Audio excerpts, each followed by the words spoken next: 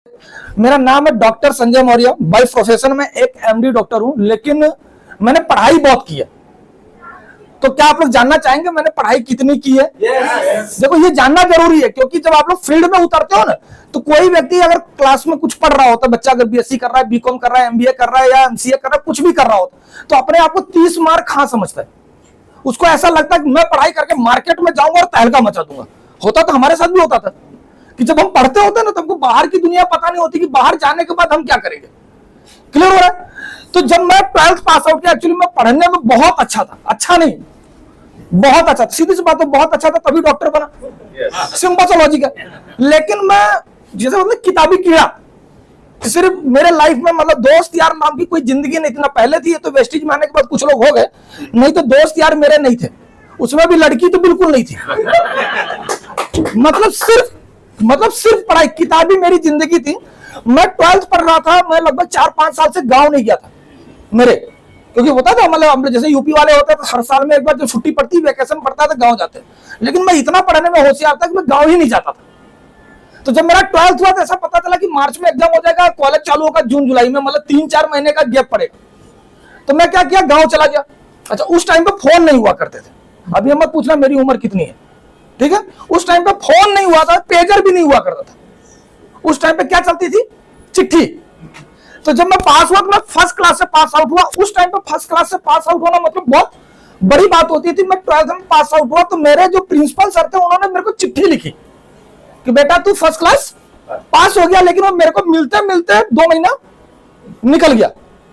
जब मुझे मिला, मैंने उनको रिप्लाई किया, कोई बात नहीं सर, सब खुश हो गए, मिठाई उठाई बांटे, हम लोग वापस गए। जाके देखे तो सारे एडमिशन हो चुके थे। लेकिन मेरे प्रिंसिपल बहुत स्मार्ट थे।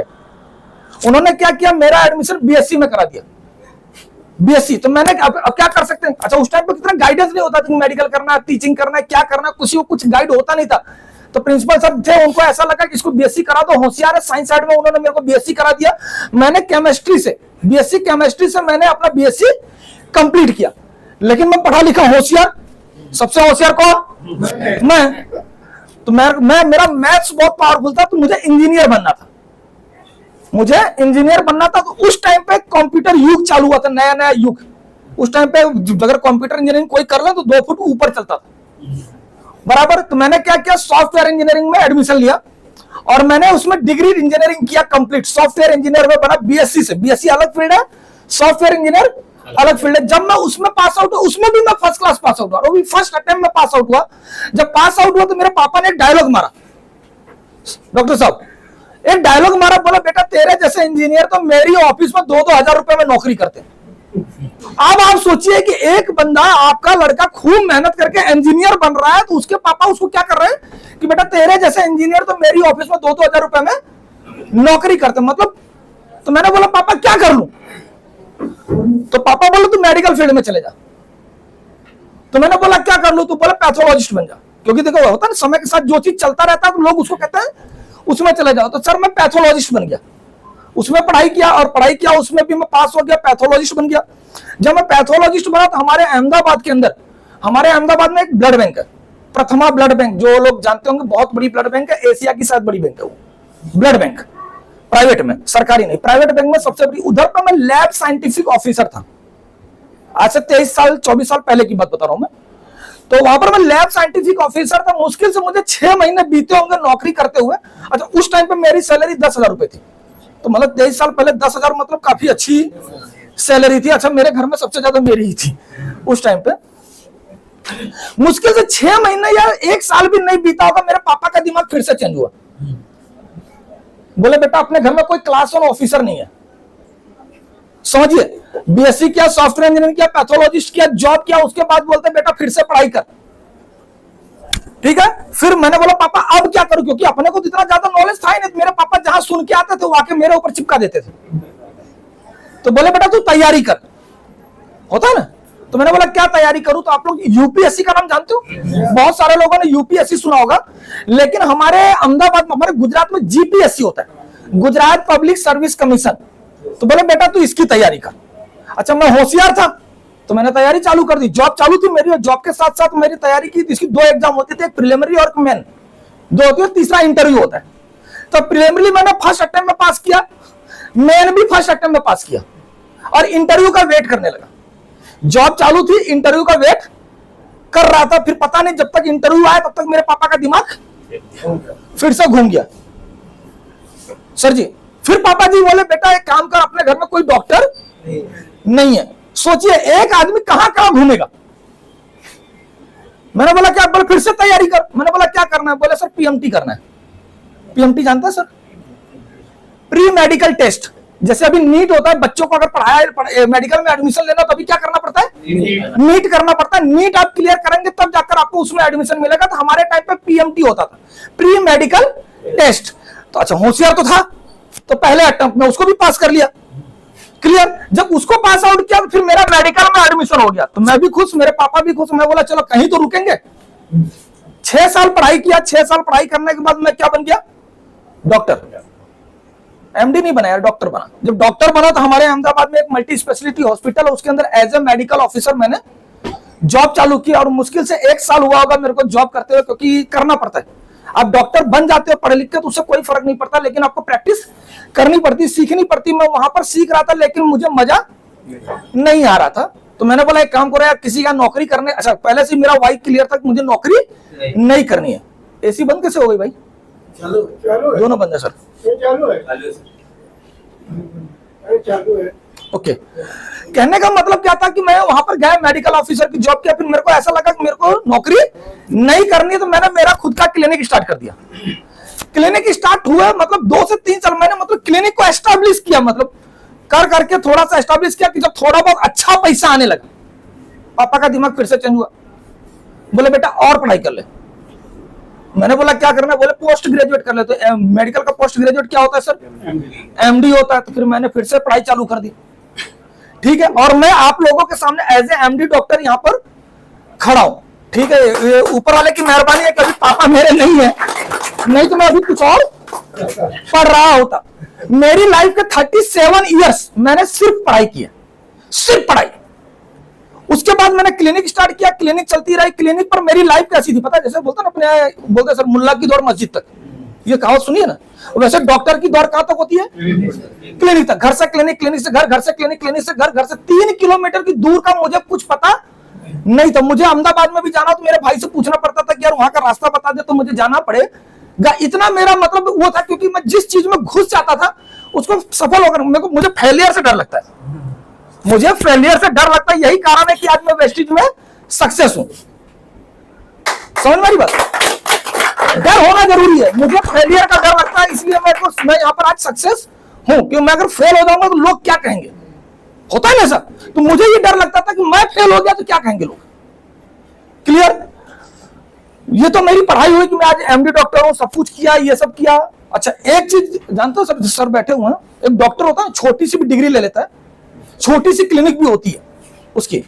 अच्छा थोड़ा क्लिनिक के बारे में बता दूं, लगभग 37 कंट्रीज में मेरे पेशेंट हैं, इंडिया के हर स्टेट में मेरे पेशेंट हैं। इतना मेरा वो है। अब इतना सब कुछ होने के बाद भी आज मैं वेस्टिज कर रहा हूं, तो क्या आप लोग नहीं कर सकते? लेकिन बोलता है ना कि अगर 2 लाख 5 लाख कमाने वाला व्यक्ति 20,000 कमाने वाले को समझाता है तो बेचारा फटाक करके मना कर देता है, होता है ना। क्यों? क्योंकि उसका वाई क्लियर नहीं होता है। मेरा भी वाई क्लियर नहीं था कि मैं भी वेस्टिज मैंने मर्जी से नहीं किया। इस बिजनेस को मुझे जबरदस्ती दिया गया, जबरदस्ती। उसका 2 कारण थे। 2 कारण, एक था कि मैं इतना ज्यादा पढ़ा लिखा हुआ था, इतना ज्यादा पढ़ा लिखा हुआ व्यक्ति होगा तो उसके अंदर कुछ तो होगा। क्या होगा? ईगो कूट कूट के भरा था। सर मजाक नहीं कर रहा हूं कि मैं, अगर आप वैसे मिलने आते हैं तो मैं आपसे मिलता भी नहीं। अगर आप पेशेंट हो 500 रुपया फीस दे रहे हो तो आके मिलो, नहीं तो बाहर जाओ। मतलब ये एटीट्यूड था। मतलब 500 रुपए बिना तो मैं आपसे बात भी नहीं करता, क्यों मिलूं मैं आपसे, ये मेरा एटीट्यूड था पहले। अच्छा नेगेटिव जो नेटवर्क मार्केटिंग होता है, नेटवर्क मार्केटिंग के एक चीज मेरे को पता थी कि सबसे दुनिया में सबसे घटिया बिजनेस कौन सा है? सबसे घटिया बिजनेस कौन सा है? ये मुझे पता था। यानी अगर कोई मेरे पास नेटवर्क मार्केटिंग लेकर आता तो पहली बात तो मैं उससे मिलता नहीं था, और इन केस मिलता था तो उसको बेइज्जत करके भगाता था, यानी दोबारा मेरे पास आए नहीं। तो मेरे चाचा का लड़का था, वो क्राउन डायरेक्टर था वेस्टिज में, 5 लाख रुपया महीना कमाता था उस टाइम पे। अभी तभी कमा रहा है, उस टाइम पे 1 लाख कमाता था। वो बंदा अच्छा मेरे पास आता तो वो मेरे से हैसियत में भी छोटा, उम्र में भी छोटा, हर चीज में छोटा आता, तो बेचारा डर डर के ऐसे बोलता तो भैया ये किताब है, इसमें से देख लो, अगर कुछ प्रोडक्ट समझ में आए तो यूज करो। होता है ना, वो आता था बुक लेकर रख के जाता था, 6 महीने तक पढ़ा रहता था, 6 महीने के बाद वापस लेकर चला जाता था, फिर आता था, फिर रखता था, ऐसे 3 साल बिगाड़े उसने। लेकिन 3 साल में उसकी हिम्मत नहीं हुई कि मुझे वो वेस्टेज का प्लान बता सके, नहीं बताया। 3 साल मैंने रिजेक्ट किया। चौथे साल मेरे जो ग्रेट अपलाइन है मिस्टर राम वसी सर, मैं चाहूंगा उनके लिए आप लोग एक जोरदार ताली बजाइए। वो आए मुंबई से अहमदाबाद, हम लोग को यहां से दूसरी जगह जाना होता तो बहुत सारे बहाने आते। मुंबई से अहमदाबाद आए मेरे वो वहां पर, और उनके साथ भी वही चीज हुआ जो सबके साथ होता था। 6 महीने तक मैंने उनको भगाया। सोचिए, एक व्यक्ति हर 15 दिन पे अहमदाबाद से मुंबई जा रहा है और मैं उनको भगा देता था, 2-2 घंटे वेट करवाता था, भगा देता। आप लोग को कोई भगाए तो दोबारा जाओगे? एक बार कोई मना कर दे तो भी नहीं जाओगे। लेकिन सर 6 महीने आए, 7वें 6ठे महीने में जब आए तो मतलब जैसे बोलते ना कि आदमी गुस्सा हो जाता है यार, क्या बार बार एक ही चीज। तो उन्होंने बोला सर एक काम करो, आप खाली ज्वाइनिंग कर लो, चाहे कुछ करो चाहे मत करो, ये वर्डिंग थे उनके। मैंने बोला सर तो मैं कर लूंगा, लेकिन मेरी 2 शर्त है। मेरी 2 शर्त है। पहली शर्त यह है कि मैं किसी को प्रोडक्ट बताने नहीं जाऊंगा, पहली शर्त। दूसरी शर्त यह है कि मैं 1 रुपए का प्रोडक्ट खरीदूंगा नहीं। 2 शर्त। अगर कोई व्यक्ति आपसे ऐसा बोलता है तो क्या आप उसकी ज्वाइनिंग करेंगे? नहीं करेंगे। ये 2 शर्त मैंने उनको रखी थी कि ना मैं एक भी प्रोडक्ट खरीदूंगा और ना ही मैं किसी को बताने जाऊंगा। ये मेरे वर्डिंग थे। उन्होंने बोला ठीक है तुम जुड़ जाओ, चाहे करो चाहे मत करो। ठीक है, तो मैं जुड़ गया। और सही बात है 3-4 महीने तक तो मैंने कुछ किया भी नहीं। 3-4 महीने तक कुछ भी नहीं किया। 3-4 महीने के बाद मेरे पास एक पेशेंट आया मेरे क्लिनिक पर, यहीं मुंबई से गई थी, लेडीज थी, 6 फुट हाइट थी, 120 किलो उसका वेट था, दोनों घुटने उसके खराब थे। और ऐसे रेफरेंस से आई थी वो पेशेंट जिसको मैं मना नहीं कर सकता था। उस पेशेंट को मैं मना नहीं कर सकता था क्योंकि घुटना इतना खराब था कि सभी डॉक्टर ने उसको बोल दिया था कि तुमको नी रिप्लेसमेंट तो कराना ही पड़ेगा। मैंने भी उसको बोला कि नी रिप्लेसमेंट कराना पड़ेगा, तो बोला नहीं सर। एक्चुअली मेरे पास वो पेशेंट आई थी, एक महाराज थे हमारे, उसमें शंकराचार्य सुना होगा, शंकराचार्य शंकर लोग, तो उसके पीठेश्वर थे ईश्वरानंद गिरी जी, आप लोग को यूट्यूब पे मिल जाएंगे। तो उनका ट्रीटमेंट 2017 में मैंने किया था, उनका वो महाराज जी का। वो 96 ईयर के थे, उनको फ्रोजन शोल्डर का प्रॉब्लम था, तो मैंने उनको ट्रीट किया था और वो एकदम ठीक हो गए थे। तो कहता ना कि जब बड़े बड़े ऋषि मुनि को आप ठीक कर दो तो आशीर्वाद मिल जाता है। तो जब अच्छा महाराज लोगों के पास जाता कौन है? सभी दुखी आत्माएं। साधु संतों के पास जाता कौन है? कोई खुशी मन से जाता है? नहीं। सभी दुखी आत्मा जाते हैं, हाथ जोड़ के अपनी प्रॉब्लम ही बताते हैं, चाहे कितना भी पैसा वाला। तो वो भी ऐसे लोग उनके पास जाते थे। तो उनके पास से मेरे पास IAS officer, collector, brigadier, colonel, general सब मेरे पेशेंट हो गए। जो भी उनके पास दुखी आत्मा जाए वो एक ही बोलता था कि मेरा डॉक्टर है, तुम उसके पास जाओ, तुम ठीक हो जाओगे। तो मेरी तो चांदी हो गई। अच्छा तब मैं वेस्टेज नहीं कर रहा था बराबर, लेकिन जब मैं वेस्टेज किया उसके 3-4 महीने के बाद वो लेडीज आई, और वो लेडीज ऐसे रेफरेंस से आई, मतलब उनके महाराज के। तो बोला नहीं, महाराज ने बोला कि आप ठीक कर दोगे तो आप ठीक कर दोगे, आप मुझे दवाई दो खाली। तो मैं सोचा इसको दूं क्या, इतनी सारी फाइल लेकर आई थी, सारी मेडिसिन लेकर आई थी, उसको देने का कोई फायदा नहीं था। तो मुझे मेरे अपलाइन की बात याद आई कि सर एक प्रोडक्ट है आयुर्वेदिक, उसको देंगे तो घुटने में काम करते हैं। मैंने बोला चलो ट्राई तो कर लेते हैं। तब मैंने मेरी पहली परचेजिंग की थी 124 पीवी की। 124 पीवी का मैंने उसको सप्लीमेंट, सारे के सारे सप्लीमेंट दिए, उसको दे दिए और देकर उसको भेज दिया। सबसे अच्छी चीज ये थी कि उसके ऊपर मुझे 300-350 रुपए की प्रोडक्ट फ्री मिली। और इंडियंस लोगों को फ्री की चीजें बहुत अच्छी लगती। मैंने बोला ये तो बहुत अच्छी है। सबसे अच्छी चीज है कि भाई ये मतलब प्रोडक्ट भी दिया। अच्छा मैंने उसको MRP पे दिया, लिया DP पे दिया MRP पे, तो डबल फायदा। लिया DP पे दिया MRP पे, ऊपर से 350 के प्रोडक्ट भी अपने को फ्री मिलेगा। मैंने बोला अच्छा, मैंने बोला रिजल्ट मिलेगा तो देखा जाएगा। 1 महीने के बाद उस लेडीज का मैसेज आया कि सर पेन में भी आराम है, स्वेलिंग भी कम है, प्लीज मेडिसिन डिसकंटिन्यू मत करना, मतलब बंद मत करना, आप इसी को चालू कर दो। तो मैंने क्या किया, मैं तो खुश हो गया, फ्री में प्रोडक्ट मिलते हैं। तो दो महीने के प्रोडक्ट उसको और सेल भेज दिए, ये मुंबई कुरियर कर दिया। 2 महीने के प्रोडक्ट भेज दिया, यानी 600 रुपए का प्रोडक्ट मिले, 650-700 रुपए के प्रोडक्ट फ्री मिल गए। अच्छा लगता है ना। पहले महीने का चेक भी आया 114 रुपए का, तो बहुत अच्छा लगा कि 114 रुपए का अपने को फायदा भी हुआ, ऊपर से MRP पे बेच रहा हूं। सबसे प्लस पॉइंट क्या था कि MRP पे बेच रहा था। एमआरपी पे बेच रहा था, डीपी पे खरीद रहा था, प्रोडक्ट फ्री मिल रहे थे और बोनस भी आ रहा था, मतलब घाटे का सौदा कहीं नहीं था। मैंने बोला किसी को बताने नहीं जाऊंगा, चलेगा, लेकिन अगर इसी में करूंगा तो भी मैं कुछ ना कुछ कर लूंगा। 2 महीने के बाद फिर से उसका मैसेज आया, बोले सर स्वेलिंग ना के बराबर है, पेन बिल्कुल नहीं है। मैंने बोला ये कौन सा मिरेकल हुआ? तो मुझे विश्वास हुआ कि लगता है इसके प्रोडक्ट में दम है। फिर मैंने क्या किया, सोरियासिस वाले पे चालू किया, डायबिटीज वाले पे चालू किया, बीपी वाले पे चालू किया, थायराइड वाले पे चालू किया, लेडीज प्रॉब्लम में चालू किया, हर एक प्रॉब्लम की मैंने इसकी टेस्टिमोनी चालू की।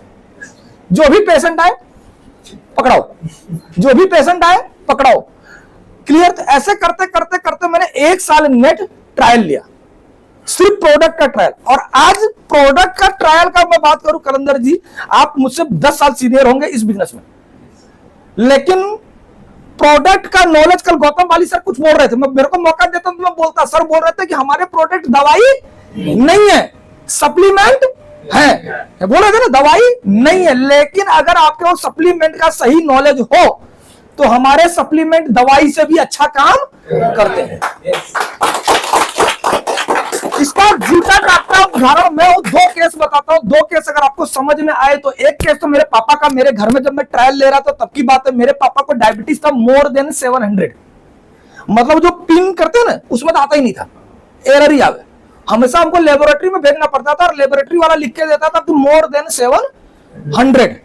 अच्छा, एलोपैथिक दवाई लेने के बाद, दवा लेने के, अच्छा भूल चूक से कभी 200-300 के आसपास आ जाता हम लोग बहुत खुश हो जाते थे, चलो पापा का कम हो गया, मतलब 200-300 हम नॉर्मल समझते थे, लेकिन हमेशा मोर देन 700। फिर मेरे पापा को पेनिस में इन्फेक्शन हुआ, पेशाब की जगह पर इन्फेक्शन हुआ, वहां की सारी चमड़ी चिपक गई, छेद बंद हो गया, उनको सूजन आ गई। डॉक्टर ने बोला इसकी सर्जरी करनी पड़ेगी। मैंने बोला कर दो। तो बोला डायबिटीज कितना है? मैंने बोला मोर देन 700। सर, डॉक्टर ने भी सर पकड़ लिया, तो बोला सर इसको पहले ठीक करो। मैंने बोला सर हम लोग थक गए हैं, आप करो। सिंपल सा चीज है ना, हम तो 15 साल से कर ही रहे, आप करो। तो उन्होंने भी ट्राई किया लेकिन कंट्रोल में नहीं आया, तो बोला सर ऐसे ऑपरेशन नहीं हो पाएगा। तो मैंने उनको कुछ दवाई दिया, तो उससे उनका पेशाब चालू हो गया, तो थोड़ा सा रिलैक्स मिला, लेकिन फिर से कुछ महीने के बाद फिर से इन्फेक्शन हुआ। तब तक मेरे पास वेस्टिज आ गया था। अच्छा, तब तक मेरे को कॉन्फिडेंस भी आ गया था कि अगर ये सप्लीमेंट देंगे तो शायद काम कर जाए। तो मैंने मेरे पापा को डायबिटीज के लिए 4 से 5 या 6 सप्लीमेंट मैंने उनको दिया जनवरी में, जनवरी 2019 उनको दिया मैंने।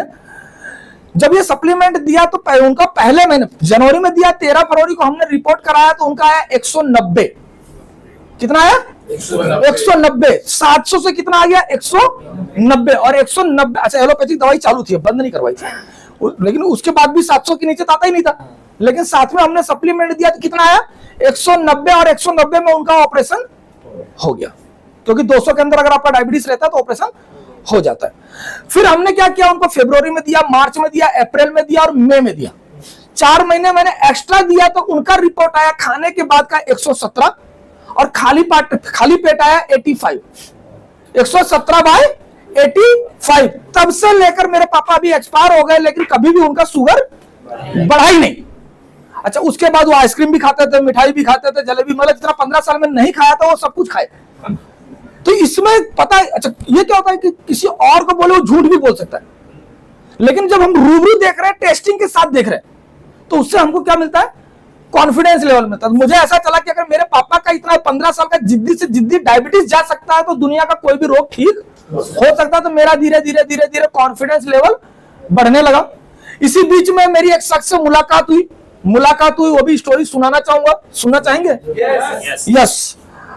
मेरे अपलाइन का फोन आया मेरे पास कि सर हमारे सीनियर एक है अहमदाबाद में, आप उनसे मिल लीजिए। सर आने दीजिए, बहुत गर्मी लग रही है सर। मेरे जो सीनियर थे, मेरे अपलाइन मुंबई से वो भी अहमदाबाद गए और हमारे सर ने, अच्छा तब तक मैं नेगेटिव था, नो डाउट मैं सप्लीमेंट खरीद रहा था, दे रहा था, प्रॉफिट मिल रहे थे, लेकिन वाई मेरा एकदम क्लियर था कि मुझे ये बिजनेस नहीं करना है, उसका कारण क्या था? ईगो। उसका कारण क्या था? ईगो। यार मैं तेल साबुन बेचने जाऊंगा, सर 1 MD तेल साबुन बेचने जाएगा, अब यही काम रह गया मेरे पास। सही है ना सर? ये चीज तो मैं सर का फोन आया, बोले कि सर वहां पर गए, खाली आप मिल लो। तो मैंने बोला ठीक है सर, क्लिनिक पर भेज देना, मिल लेंगे, मिलने में क्या जाता है तब तक, क्योंकि थोड़ा बहुत तो कॉन्फिडेंस आ ही गया था प्रोडक्ट का। तो सर ने बोला जब मिला ही रहे तो कुछ लोगों को मिला लो, तो आप नहीं करोगे तो हो सकता कोई कर लेगा। अच्छा, तो मेरे को भी कॉन्फिडेंस आया, तो मैं बोला यार इसके प्रोडक्ट में दम है तो कुछ ना कुछ देख लेता। तो मैंने 20 लोगों को इनवाइट किया। कितने? 20 लोगों को इनवाइट किया, और 20 लोग मेरे कहने पे आए भी। जितने लोग आए थे उसमें से कोई एमबीए किया हुआ था, कोई एमसीए किया हुआ था, कोई इंजीनियरिंग किया हुआ था, कोई डॉक्टर था, कोई टीचर था, किसी की भी सैलरी 50,000 से कम नहीं थी। सब लोग आए। मैंने सर को टाइम दिया था मेरे क्लिनिक का, मेरा क्लिनिक में 9 बजे बंद करता था। मैंने बोला सर आप 9:15 तक टच हो जाना। तो बोला सर हाँ ठीक है, मैं 9:15 बजे तक आ जाऊंगा। मैंने बोला ठीक है सर, कोई बात नहीं। अच्छा, उस दिन मेरे पास पेशेंट ज्यादा आए तो मैं भूल गया, मेरे को बैठे बैठे ही 10 बज गए। 10 बजे फोन किया मैंने सर को। सर मैंने बोला सब लोग आके बैठे हुए हैं और आप अभी तक आए नहीं। तो बोले नहीं सर मैं रास्ते में हूं। होता है ना, सर मैं रास्ते में, मैं आ ही रहा हूं, आप जाना नहीं। मैंने बोला ठीक है सर, कोई बात नहीं, वेट कर लेते। जब आधे 1 घंटा तो चला ही गया था। अच्छा, उसमें से फिर आधे लोग चले गए। जो 20 लोग आए थे उसमें से जो लेडीज डिपार्टमेंट थी वो चली गई, क्योंकि लेडीज लोगों को इतना अलाउ नहीं होता कि लेट नाइट तक वो रुके, और अभी बिना कारण के क्यों बैठे। तो 8-10 लोग फिर भी रुके। 10:30 बजे फोन किया, सेम जवाब, सर ट्रैफिक में फंसा हूं, आ रहा हूं। होता है ना, हम लोग ऐसे ही बोलते हैं ना लोगों को। ऐसे करते करते रात के 11:30 बज गए। हम लोग ने, किसी ने खाना नहीं खाया था, लेकिन फिर भी वेट किया था। एक व्यक्ति, इस व्यक्ति की, कोई व्यक्ति हमारे पास आ रहा है तो बेचारा खाली हाथ ना जाए। वो आए रात को 11:30 बजे, और 11:30 बजे आने के बाद कागज निकाला, पेन निकाला और चालू पड़ गया गोला बनाना। होता ना सर, हम लोग यही करते हैं ना, 1 गोला, 2 गोला, 3 गोला, 4 गोला, 5 गोला, 6 गोला। सर आपको ये मिलेगा, आपको ये मिलेगा, आपको ये मिलेगा। मेरा दिमाग कहीं चलता ही नहीं था। क्यों नहीं चलता था? कि सर जितने का वो मेरे को सपना दिखा रहे थे, उससे 2 गुना 3 गुना तो मैं पहले से कमा रहा था। तो मेरे को वो चीज क्लियर ही नहीं हुआ कि 1 लाख कमाना है, 1.5 लाख कमाना है। सर वो 6x6 वाला प्लान बताए, 6 लाइन करो, उसके नीचे 6 लाइन, उसके नीचे 6 लाइन, 1555 लोग करो, आपको इतना पैसा आएगा। मैंने बोला सर इतना पैसा तो मेरे पास ऑलरेडी है, उससे ज्यादा तो मैं ऑलरेडी कमाता हूं, तो मुझे इसकी करने की जरूरत क्या है? सही बात, क्यों करेगा आदमी? जितना आपको यहाँ पर सपना दिखाया जा रहा है, अगर उससे ज्यादा आप कमा रहे हो तो आपको करने की जरूरत है? सर करने की जरूरत है। जितना आप कमा रहे हो उतना ही आपको यहाँ कमाने को मिले तो आप करोगे। बोलोगे मैं तो, अच्छा मैं तो एसी में बैठ के, यहाँ गर्मी लग रही है, लेकिन मेरे यहाँ गर्मी नहीं लगती है। वहां पर एसी में बैठे बैठे अगर मैं 3 लाख, 4 लाख, 5 लाख बैठे बैठे अगर मैं कमा रहा हूं, तो मुझे यहाँ आके गर्मी में मरने की जरूरत है? नहीं है। सब कुछ खत्म हो गया। तो लास्ट में जब उनको बोला कि डॉक्टर कन्विंस होने वाला नहीं है। अच्छा, जब मैं कन्विंस नहीं होऊंगा तो मेरे साथ जो 10 लोग आए वो भी कन्विंस नहीं होंगे, सीधी सी बात है, क्योंकि मैंने ही बुलाया था। फिर उन्होंने एक वर्ड बोला कि सर आपकी सिक्योरिटी क्या है? अभी डॉक्टर होता है सर, डॉक्टर की लाइफ में और मजदूर की लाइफ में कोई अंतर नहीं है। एक डॉक्टर और एक मजदूर में खाली अंतर पैसे का होता है कि डॉक्टर ज्यादा पैसा कमाता है, मजदूर कम पैसा कमाता है, लेकिन काम दोनों एक ही करते हैं। क्या काम करते हैं? मजदूरी वाला। सुबह जाएंगे मजदूरी करने, शाम को आएंगे तो जो पैसा मिला वो लेकर। सही है सर, यही होता है ना। अगर किसी दिन मजदूर बीमार पड़ गया और वो अपने काम पे नहीं गया तो क्या उसको पैसे आएंगे? नहीं। अगर डॉक्टर मैं कल नहीं गया था क्लिनिक, आज क्लिनिक नहीं गया, 2 दिन में क्लिनिक नहीं हो, तो क्या मेरे पैसे आ रहे? नहीं आ रहे। समझ में आ रहा? मैं जो कॉन्सेप्ट समझाना चाहता हूं उस चीज को समझना, क्योंकि इसी एक कारण की वजह से मैंने वेस्टेज किया था। सर ने मुझे समझाया कि सर आप डॉक्टर हो, इन केस आप कहीं 10 दिन के लिए बाहर गए हो तो क्या आपको पैसे आएंगे? मैंने बोला नहीं। फिर उन्होंने एक वर्ड बोला कि इन केस सर आपको कुछ हो जाता है तो क्या आपकी वाइफ इस क्लिनिक को संभाल सकती है? हाँ या ना? नहीं। तो क्या होगा? जो 3 लाख 4 लाख की इनकम है वो क्या हो जाएगा? बंद। फिर क्या होगा? कुछ नहीं। मतलब फैमिली का कुछ नहीं। फैमिली, अब मेरी वाइफ कहीं जाके जॉब करेगी, कुछ करेगी, भी घर मैनेज कर रहा है, कुछ तो कुछ करना पड़ेगा। ये चीज हुआ, ये चीज मुझे समझ में नहीं आया। अच्छा, मुझे समझ में नहीं आया, क्यों नहीं आया? मेरे पास भी घर था, गाड़ी था, 2 दुकानें थी, सब कुछ था। मैं दुकानें भाड़े पे जाती तो भी आराम से मेरे घर वाले, नो डाउट वो लग्जरी लाइफ नहीं जी पाते, लेकिन उनको कोई प्रॉब्लम नहीं होती। लेकिन मेरी वाइफ के दिमाग में वो चीज टच हो गई, सिक्योरिटी। उसको ऐसा बोल, मेरी वाइफ टीचर है, बाय प्रोफेशन मेरी वाइफ टीचर है और मैं डॉक्टर हूं, दोनों अच्छे अच्छी खासी इनकम कमाते हैं, तो उसको ऐसा लगा कि हम दोनों का तो चलो कोई दिक्कत नहीं, लेकिन हमारे 2 लड़के, तो वो क्या करेंगे? ये जरूरी थोड़ी है कि वो डॉक्टर बनेंगे या टीचर बनेंगे। आज की जनरेशन तो मोबाइल से बाहर आती नहीं है, तो क्या बनेंगे उनको कुछ पता नहीं होता। और आज कंपटीशन का जमाना है कि आपको जॉब मिलेगी कि नहीं मिलेगी उसका भी कोई ठिकाना नहीं है। दिन था 9 फरवरी। अच्छा, 9 तारीख को कुछ होता है वेस्टिज में? 9 तारीख को कुछ होगा? 9 तारीख को रात को 11:30 बजे 12 बजे के बाद आपके मोबाइल में एक मैसेज आता है। तो उस दिन हमारे जो अपलाइन थे, मैं उनका नाम बताना चाहूंगा, मिस्टर भूषण मौर्य सर। मैं चाहूंगा उनके लिए जो करेंगे।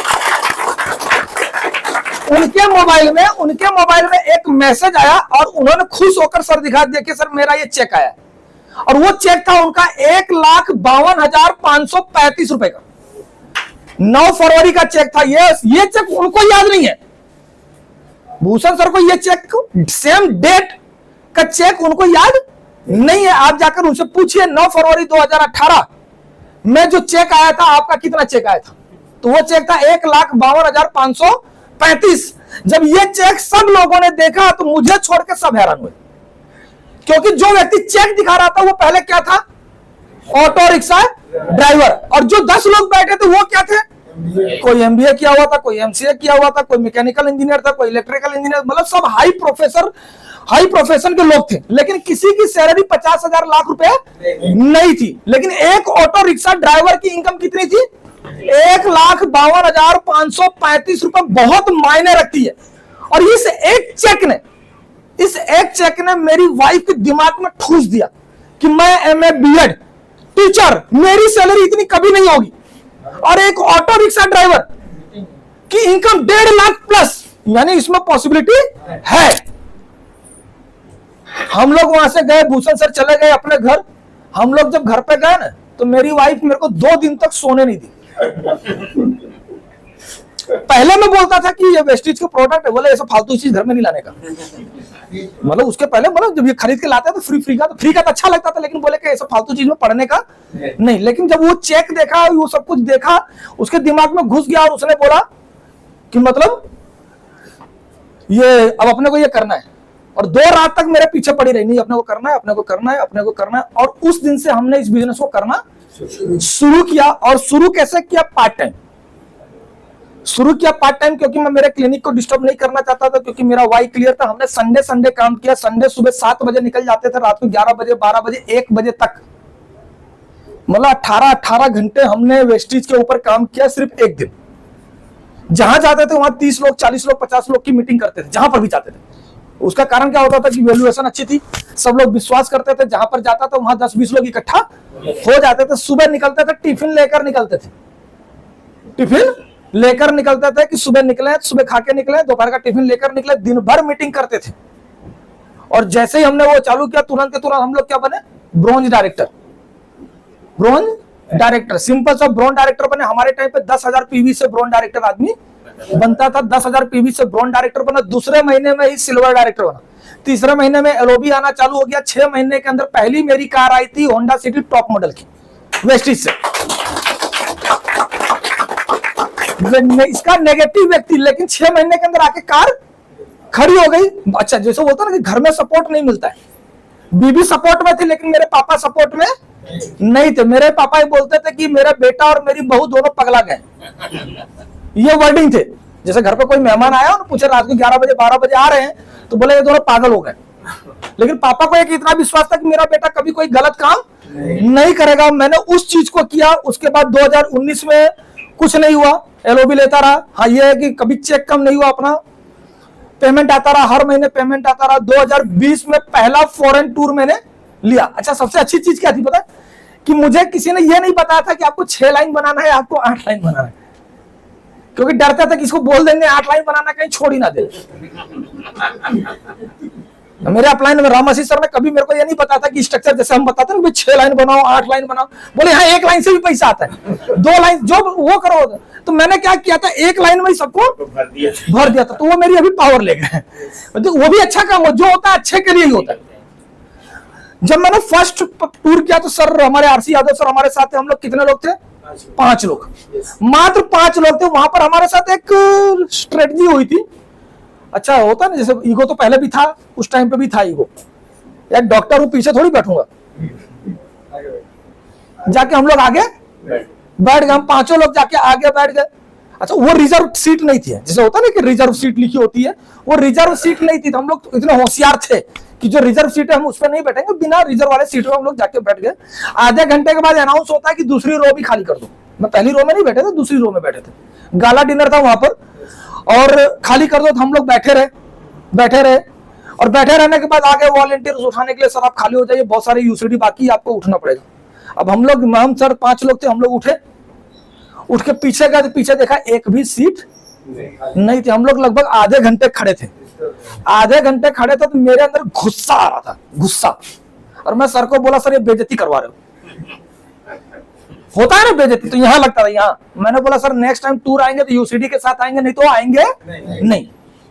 अब यहाँ पर 2 चीजें हो सकती थी, या तो मैं वेस्टेज छोड़ देता, सिंपल होता है, तो गुस्सा आता, 2 ही चीज हो सकता है ना यार, या तो वेस्टेज छोड़ देता या तो मैं यूसीडी करके आता। लेकिन मैंने बोला मेरे को फेलियर से डर लगता है। मेरे जो डॉक्टर्स का ग्रुप है उसमें मेरा नाम था नोनी बाबा। वो लोग ने मेरा पैट नेम रखा था नोनी बाबा वेस्टिजाचार्य। समझ, ये मेरा मतलब, वो लोग ने उसमें ग्रुप में मेरा नाम रखा था, मतलब इतना मुझे क्रिटिसाइज करते थे। सिंपल सा चीज है कि इतना बड़ा डॉक्टर अगर करता तो लोग क्रिटिसाइज करते हैं, लेकिन जब गाड़ी आई तो थोड़े से शांत हुए। जब पहला फॉरेन टूर किया तो शांत हुए। सर को मैंने बोला सर हम बिना यूसीडी के तो यहाँ नहीं आएंगे, फिक्स। वहां से आया, जैसे ही फरवरी का टूर था, हमने मार्च महीने में, मैंने सबसे पहला मेरा टारगेट लिया, स्टार से डायमंड किया तुरंत। अप्रैल को छोड़ा, मई महीने के अंदर मैंने क्राउन किया, क्लियर। तो क्राउन करने के बाद फिर उस टाइम पर लॉकडाउन लग गया था, मार्च में मेरा क्राउन हुआ, उसके 2 महीने पहले लॉकडाउन लग गया था। लेकिन मैंने क्राउन किया था लॉकडाउन के अंदर, और उसी लॉकडाउन के अंदर 3 महीने के अंदर मैंने अपना हाउस फंड भी मेंटेन किया। उसके अंदर सबसे अच्छा, देखो अच्छा, कोविड जो आया था वो अच्छा था कि खराब था? अच्छा था। देखो, किसी के लिए अच्छा था, किसी के लिए खराब था। अगर आप उसको नेगेटिव ले रहे हैं तो आपके लिए खराब था, मैंने उसको पॉजिटिव लिया, इसलिए मेरे लिए अच्छा। तो मेरे लिए अच्छा ये क्यों था कि उस टाइम पे गवर्नमेंट ने एक रूल्स एंड रेगुलेशन हमारे गुजरात में लगाया था कि जिसका क्लिनिक, जिसका हॉस्पिटल कोविड हॉस्पिटल डिक्लेयर होगा वही क्लिनिक चलाएगा, वही हॉस्पिटल चलाएगा, नहीं तो उसको परमिशन नहीं है। तो मुझे 4 महीने का टाइम मिल गया, मेरे को कोविड का वो नहीं मिला था। लेकिन मैं फिर भी 2-3 घंटे के लिए चुप के जाता था, क्योंकि हमारा एरिया था, हमारे एरिया में पुलिस वाले रोकते नहीं थे, जाता था। लेकिन उस टाइम पे एक नया इन्वेंशन हुआ था अपने नेटवर्क मार्केटिंग के अंदर, जूम चालू हुआ था। तो उसके पहले की हिस्ट्री बताता हूं।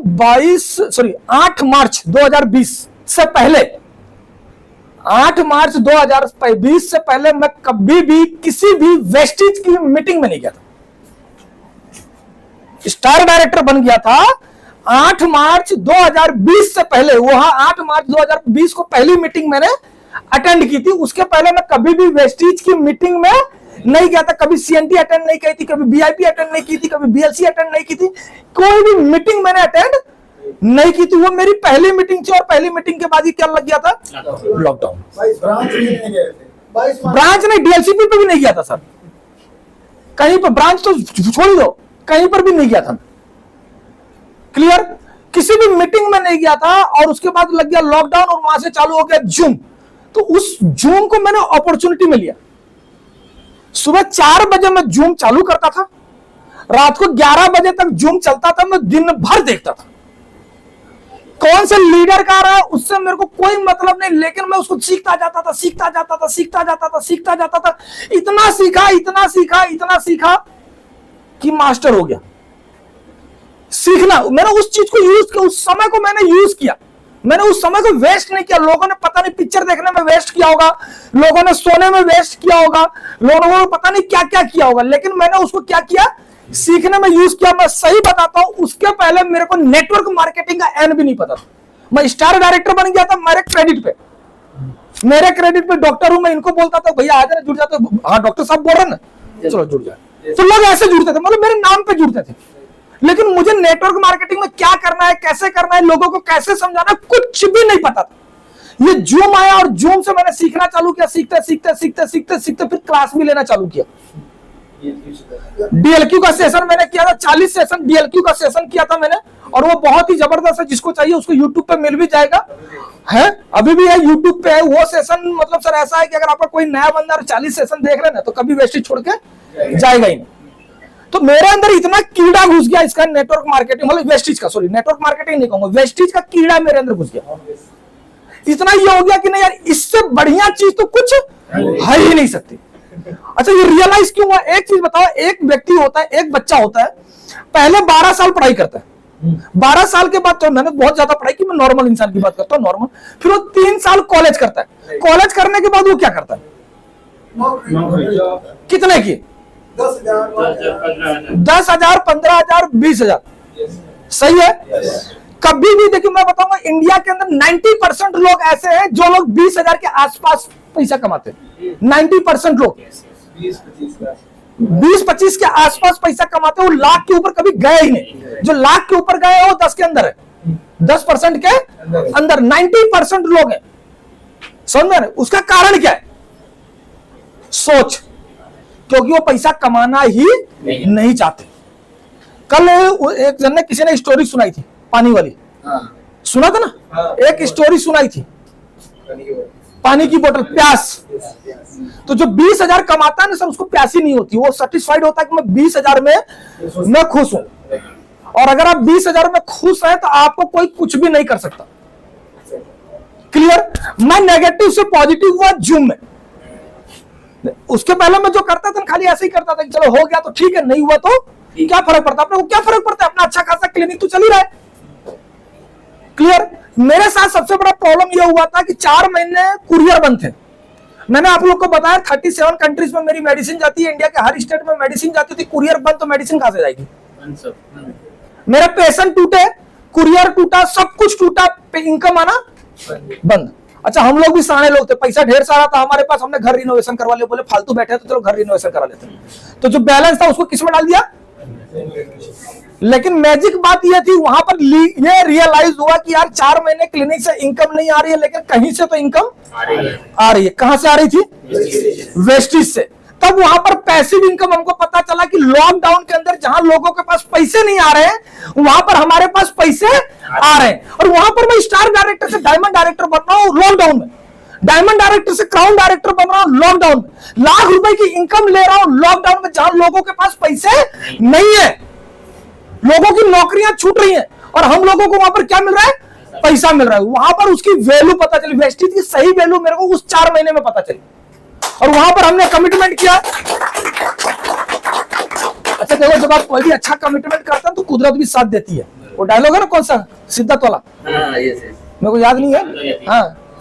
हाँ, सारी कायनात आपको पूरा करने में लग जाती है, और शाहरुख खान वाला है कोई, वो जो भी आप सोचते हो वो चीज होता है। मैंने कमिटमेंट किया था जब तक मैं यूसीडी नहीं बनूंगा तब तक मैं फॉरेन टूर नहीं जाऊंगा, और कुदरत ने सुना, कोरोना ला दिया। वो बोले जब तक ये यूसीडी नहीं बनेगा तब तक कोरोना चलाओ। और 2021 भी कोरोना में गया, लेकिन 2021 के अंदर ही मेरा लेवल क्या हो गया था? यूसीडी। और जैसे ही कोविड खत्म हुआ 2022 के अंदर, उसके बाद हमारी कंपनी ने अगस्त में फिर से टूर दिया, तो वो मेरा सेकंड टूर था। और वहां पर मैं कौन से लेवल पे गया था? यूसीडी पे गया था। क्लियर? फिर वहां से जब हम लोग वापस आए, यूसीडी करके हम लोग वहां टूर लेकर आए, अभी मेरा लेवल यूसीडी है। लेकिन सबने अपने अपने ड्रीम्स बताए, मैंने क्या हासिल किया वेस्टेज से, ये बहुत जरूरी है। मेरे को 5 साल हो चुके वेस्टेज में, वेस्टेज करते करते। पहली मैंने ली थी Honda city top model car, जो अभी भी मेरे पास है। 3 फॉरेन टूर कर चुका हूं, तीसरा फॉरेन टूर अभी 10 दिन पहले करके आया हूं, दिवाली के बाद मैं तीसरा फॉरेन टूर करके आया हूं, 3 फॉरेन टूर। चौथा, धनतेरस के दिन मैंने 1 करोड़ 20 लाख का बंगला लिया, बुक नहीं किया, लिया। ये सब किसकी बदौलत हो पाया? वेस्टेज की बदौलत। और हर आदमी का यही सपना होता है कि उसका बेचारे का सपनों का घर हो, सपनों की गाड़ी हो, मान सम्मान हो और पैसा हो। मेरे को ऐसा नहीं लगता कि वेस्टेज से ज्यादा मान सम्मान कहीं और मिलता हो। ये चीज आपको कहीं पर भी नहीं मिलेगा। कोई व्यक्ति आपको तू तू करके बात नहीं करेगा, सर करके ही बात करेगा, चाहे वो छोटा ही लीडर क्यों ना हो। इससे ज्यादा रिस्पेक्ट आपको कहां पर मिलेगी? ड्रीम्स की बात करूं तो मेरा सही बताऊं, वेस्टेज में आने से पहले कोई ड्रीम ही नहीं था। मैं एक कुएं का मेढक था, पैसे बहुत थे लेकिन सोच छोटी थी। इंडियन मेंटालिटी है ना, मैं भी तो इंडियन हूं, तो इंडियन मेंटालिटी होती है, क्या होती है पता है? कंजूसी करना। सबकी होती है यार, मेरी भी मेंटालिटी थी। इतना पैसा कमाता था लेकिन बड़ी गाड़ी खरीदने की हिम्मत नहीं होती थी, फॉरेन टूर जाने की हिम्मत नहीं होती थी। उसका कारण क्या होता था मैं बताता हूं। मेरे पास 2 गाड़ी पहले से थी, तो मेरी जो पर्सनल गाड़ी थी वो ऑल्टो थी। एक ऑल्टो में डॉक्टर साहब कितने लोग बैठ सकते हैं? कितने लोग बैठ सकते हैं कलंदर जी?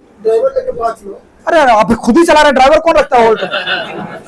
ऑल्टो में कोई ड्राइवर रखता है? आपको लेकर कितने लोग बैठ सकते हैं? 5।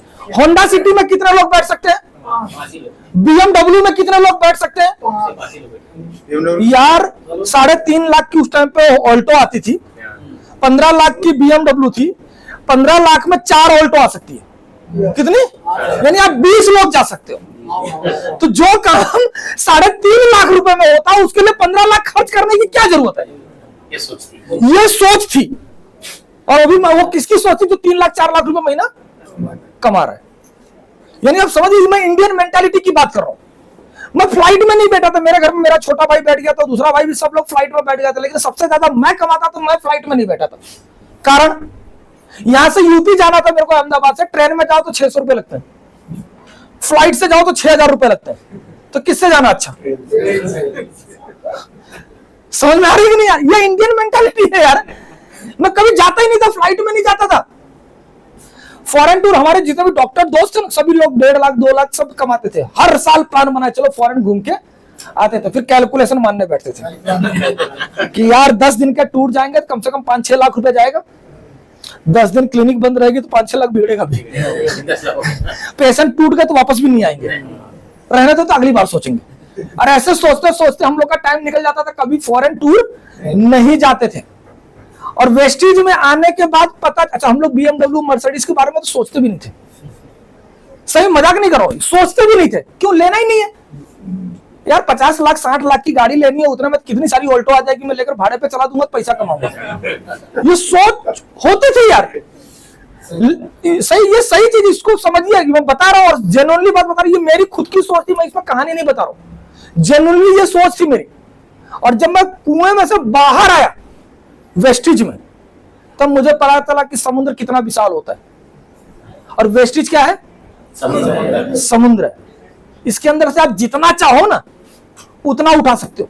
क्योंकि अगर मैं आज भी पार्ट टाइम कर रहा हूं, मैं सिर्फ संडे वेस्टिज में काम करता हूं, और संडे वेस्टिज में काम कर करके भी अगर ये सारी चीजें मैं अचीव कर सकता हूं, तो आप लोग फुल टाइम करके क्यों नहीं कर सकते? yes,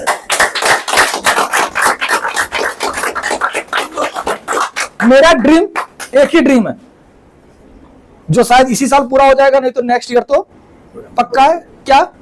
फ्रंट रो में बैठना, अकेले जाके बोलना, भीड़ में नहीं जाना। यूसीडी पे बोलने का मौका नहीं मिला था कल, तो VMCM बनना मेरा सपना है। क्योंकि ऊपर वाले की मेहरबानी से पैसा है, गाड़ी है, घर है, सब कुछ है, लेकिन ये टारगेट है कि मेरा VMCM बनना है। और जितना जल्दी हो सकेगा उतना जल्दी मैं VMCM बन जाऊंगा। यस, चलिए, thank you very much, thank you.